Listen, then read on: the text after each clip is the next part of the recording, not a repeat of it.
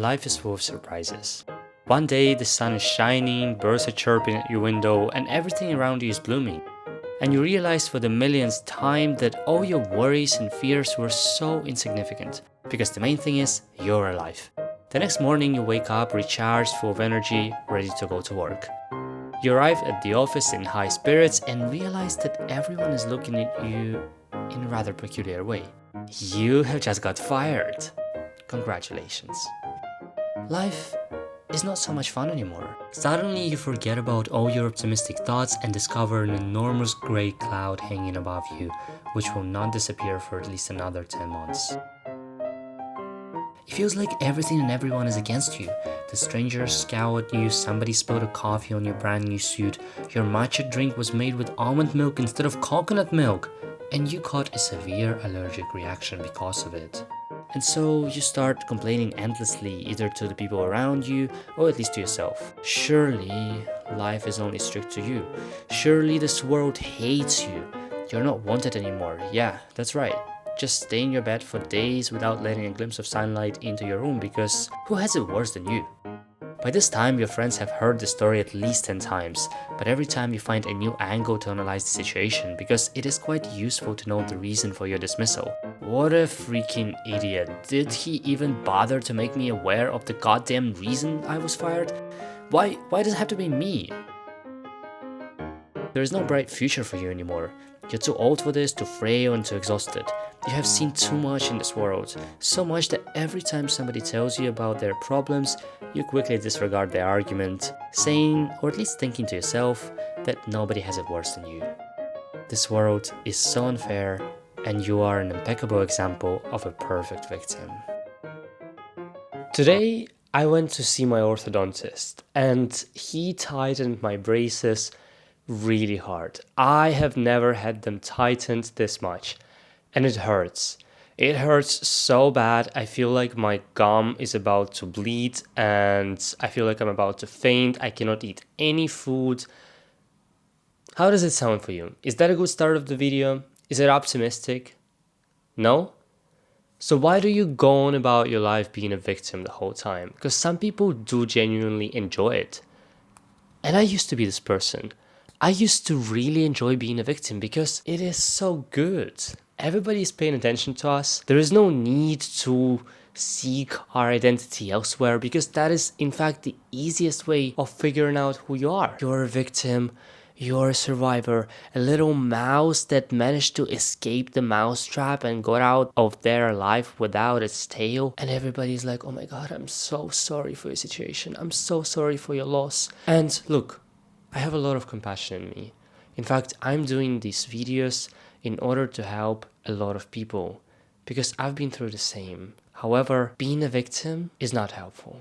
It is just not. You might be thinking that you are just aiming to give yourself some love and acceptance. Well, that's a good thing, but there is a boundary between loving yourself and being a victim, between loving yourself and pitying yourself, turning yourself into a rat that can never get out of here and see the sunlight. Being a victim, you've built all of these fortresses around you, fortresses of thoughts and beliefs, and your whole life is positioned around protecting yourself from the outside world because you're so scared. But at the same time, you just love complaining. There are other ways to seek attention if you really need attention. And being a victim is just not the best way to do that.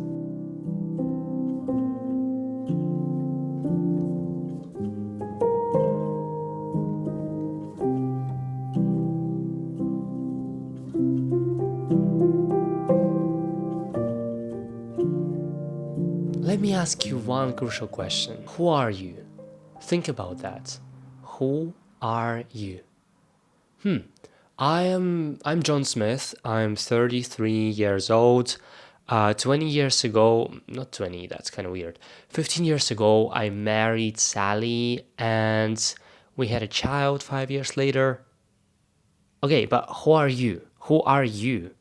That's good, you married Sarah, that's good, you had a child, but all of those things that you just named are just past experiences. Who are you? Okay, let me think. Okay, I'm John Smith. I am 6 foot tall. I'm a basketball player. Okay, great. Amazing. I love the fact that you mentioned your sport, your height, your physical characteristics, but who are you? Who am I? Have you ever properly thought about this question? Let me think about it. I'm a human being. I inhabit the planet called Earth. And oh, amazing, me too. Great. Do you know that there are other 8 billion human beings inhabiting the planet of Earth? But who are you? You don't know? Does it take you a long time to think about this question? Why though? You were born into this world to create a sense of identity, right? And you can't find it anywhere. So perhaps that is why you go into a victim mindset. It is the easiest way of knowing who you are. And I'm not blaming you, that's okay. Let's just accept the fact that you're dealing with this issue. When I first arrived into the city, I met a lot of people who would delve into their traumatic experiences straight away. Like literally, we have known each other for one day, and now this person is telling me how they got into a car crash and wanted to commit a suicide. Like, what? And I used to get really surprised. Like, I'm a really sympathetic person and I feel all of those emotions for those people. At the same time, it's draining me, but I'm not blaming them, okay? Because they've been through that trauma and I haven't been through that. And I feel really bad for them. And then I go on thinking about it for days, for months. What if you're just feeding off of other people's energy? What if you just deny the fact that you have an issue to deal with and instead you see it as an entertainment opportunity? Let's entertain others with my exciting story. This is your trauma. You gotta deal with it instead of telling other people about it. They are not your therapist. This is one possible option. Another possible option is that you just don't know who you are, which is the most likely case that you're dealing with because it's very common. And now you have constructed this whole identity around this traumatic experience that you had, or just some hard situations, and you go on telling people about them because you think that it would make you more interesting. But in fact, you're just putting yourself in a really vulnerable position. You're just putting yourself in a position of a victim. Oftentimes, what we don't understand is that being a victim might get us attention. But at the same time, it puts us in a vulnerable position, and people remember that. The subconscious mind really remembers that. And then people see you as a vulnerable prey who they can use, they can play with you. And life will beat you up for that multiple times over the course of days and weeks and months until you learn to be more reserved with what you tell other people. I know that you might have been through a lot, and I'm not diminishing your hurt. I'm just saying, let's get over that together and let's find a way to get out of the victim mindset.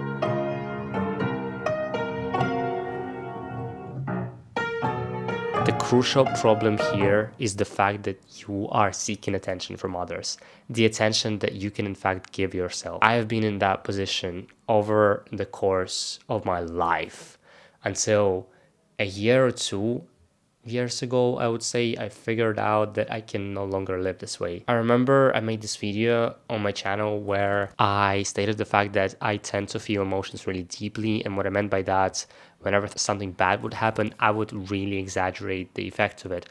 And my mom would always tell me, you feel the emotions on a really weird level. Like, why do you exaggerate the meaning of this thing? It just happened. Like, life is random. Why do you decide to react in such a big way and make a drama out of it? Until I realized that my emotions are a separate thing and the situations just happen. They are just situations, but the way you react is contingent on you. You gotta understand that you just enjoy being sad because it's a cool emotion. It tickles you from the inside and you feel all of this pain, you feel all of this hurt, and you're like, oh, that's kind of that's cool, that saturates my life. And you get addicted to it really fast. And then you tend to create this melodrama over smaller and smaller things that happen to you that initially did not supposed to produce any result at all, but now you take any opportunity that comes your way to position yourself into the shoes of the victim. And all of this happens because you want attention. You can just give attention to yourself, pick up a new hobby, appreciate the qualities that you have, appreciate the achievements that you've made in your life. But why do you seek it in other people? Why do you go out there and say, oh my God, I really love that person, but they're not giving me enough attention. Oh my God, what's going on? What should I do? What should I do? Oh, I should tell them this traumatic story, that traumatic story. Do you really think that people find it attractive? People find you to be a clown. Do you want to be this type of person? Why do you choose to associate yourself with your trauma? This is not you. This is an experience that happened. This is the past experience. This is not your present. But the fact of you constantly recalling it in your head over and over and over again makes your brain go through the same emotions and feelings and release the same chemicals that affect you negatively. This is why some people find sadness enjoyable. Your brain cannot tell the difference between your thoughts and reality.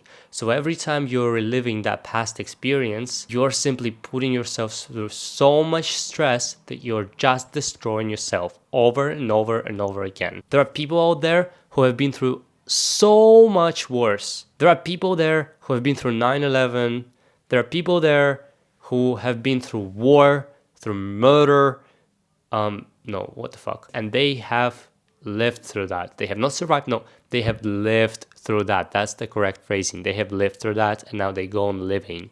And they look past and they understand shit gone down bad. Yes, that's fucking insane. Took me years to recover, but I'm still here and I want to build my life. Do you really think that those victims of such traumatic events go on telling every stranger about their trauma? No. Of course they don't. They are reserved about that. They keep it within themselves. Yes, this is a part of them, but this is not their identity. This is not their whole identity. This is an experience that they lived through. This is an experience that taught them something. Of course, you can remain stuck in your head for the rest of your life and only imagine the things that you can achieve and tell yourself that, in fact, suffering is inevitable and I can never escape it because life is all about suffering.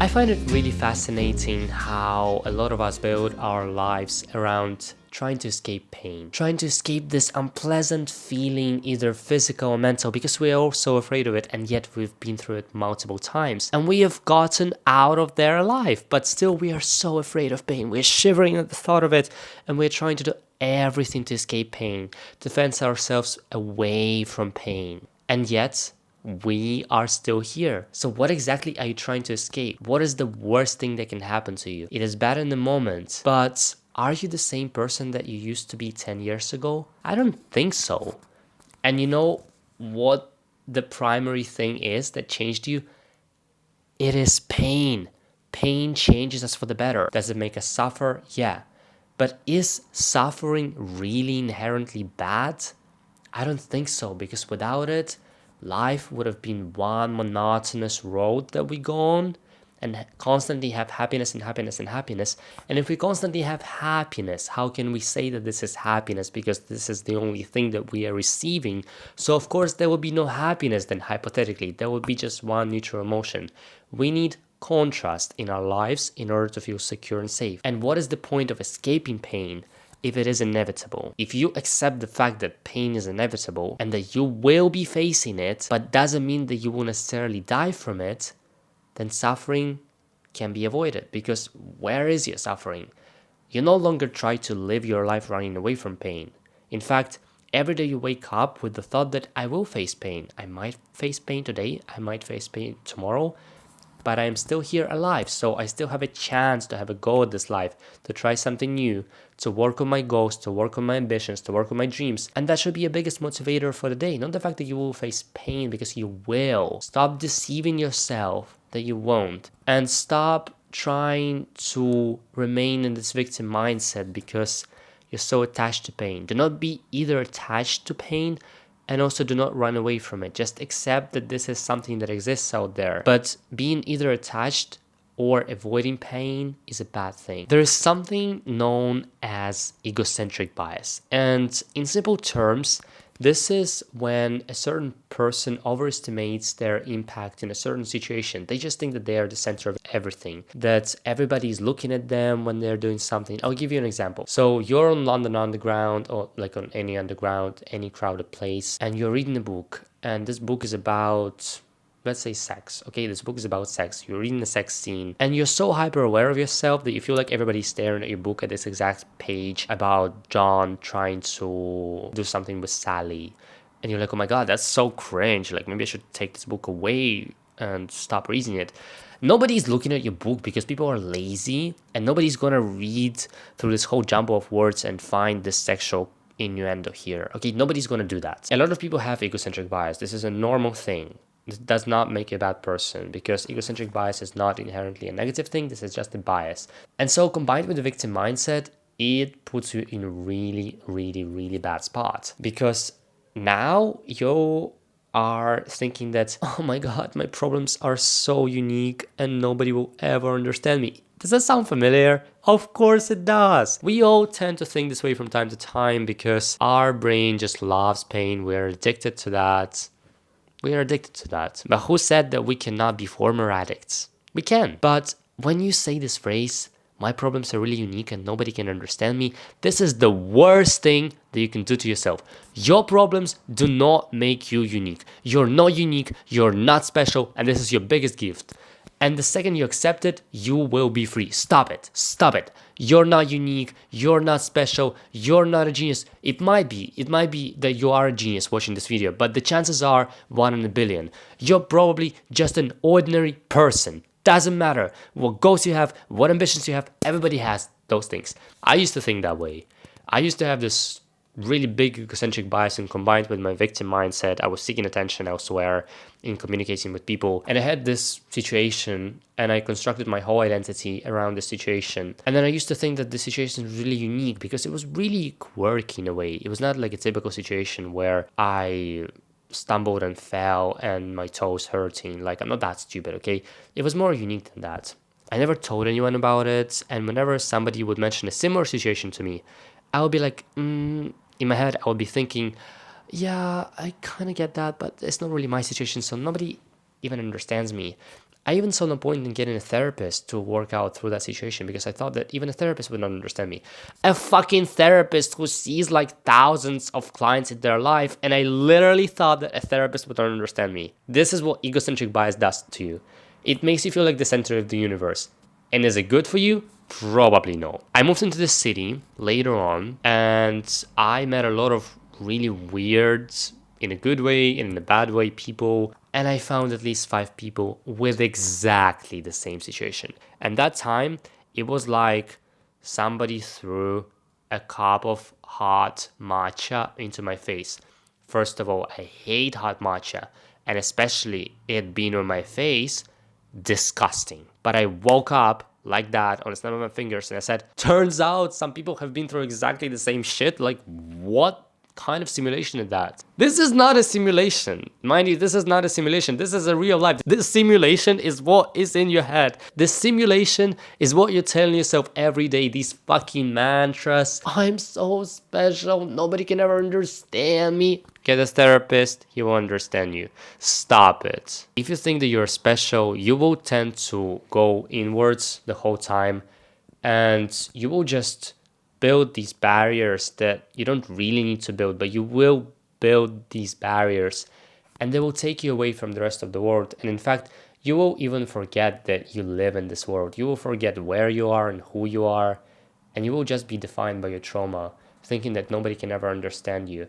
And there will be millions of people revolving around you telling you that they exactly go through the same issue, but you'll be like, no, nobody can ever understand me. And now, where is the simulation? Where is the simulation? Is it in your head or is it reality?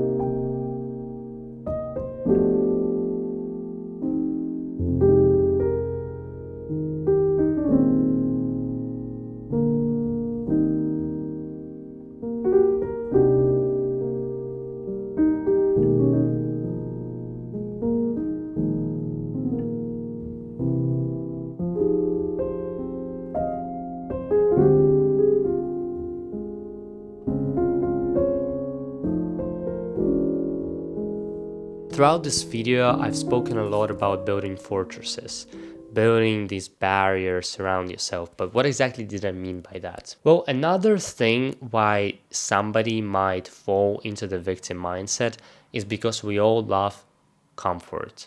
We are the creatures of habit, and most of us really prioritize comfort over everything else. And that is normal. That is just a human quality. And these fortresses made of our thoughts and beliefs and past experiences, they make us really comfortable.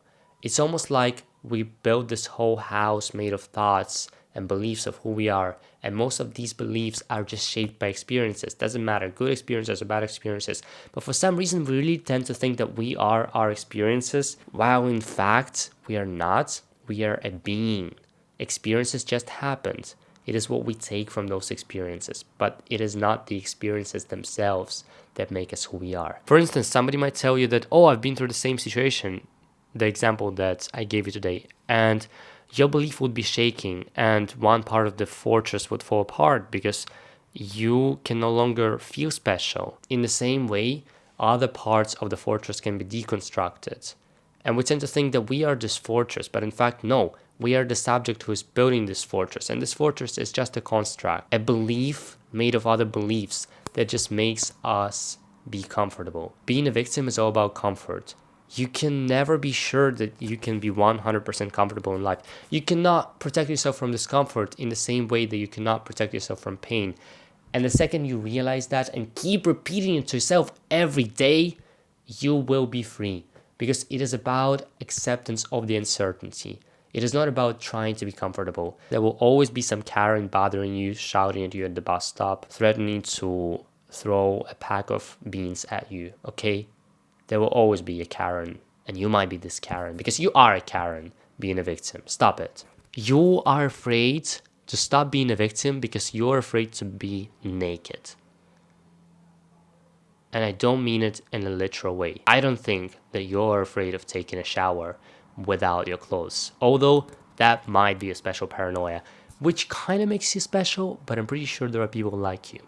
Anyway, what I mean by being naked, you're afraid of this fortress crumbling apart because once you let go of being a victim, you would not know who you are because now you don't have these past experiences to cling on to. Even your name is a label now. But who are you? This takes such a discomfort to go through all of this process of discovering yourself. But you're to blame because you want it all to happen so fast on the snap of your fingers. But it might take years, and that's okay. Try to see what fulfills you. Try to find a purpose. And that is a hard process. But at least you will not be a clown figure. At least you will be the creator of your own life instead of being a worm living in the past, in the darkness of this fortress, not letting any of the light inside, even though there is so much light in this world, but you're just blind to it. The most important thing that I want to say in this video is that there is a way to live life, and it is to live life fearlessly. And I do not mean that you should adopt this mindset as if you will never feel fear again. My nose. My ear, my nose, my eye, fuck, I have a hay fever.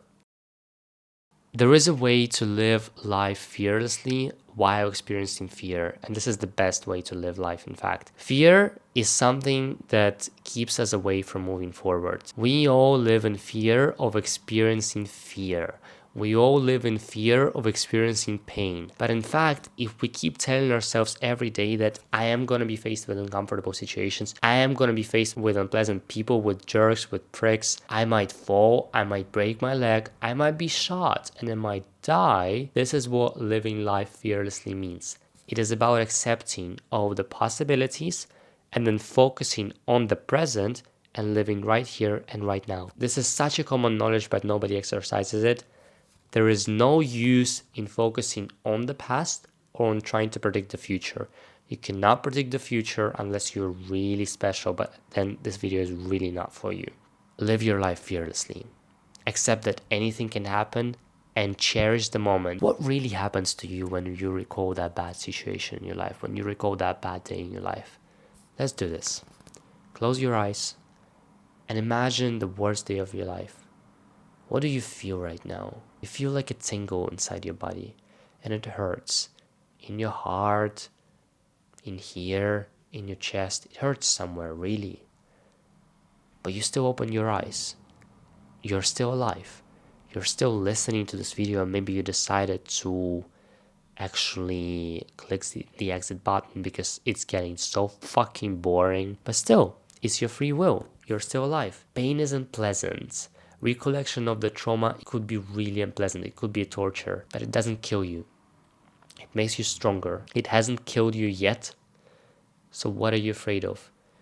If you have been through that so many times in the past, what makes you think that you cannot live through that in the future? Looking back on a lot of times now, I swear I can see why I had those hard situations, because they have taught me some valuable lessons. The most interesting thing about all of this that I found is that life is really weird. It can keep giving you the same situation, maybe alter something about it a bit, but it can put you through the same experience until you fucking learn it or until you die. It might put you through the same toxic relationships over and over again with different people until you learn the lesson that you're worthy of something more, and until you leave.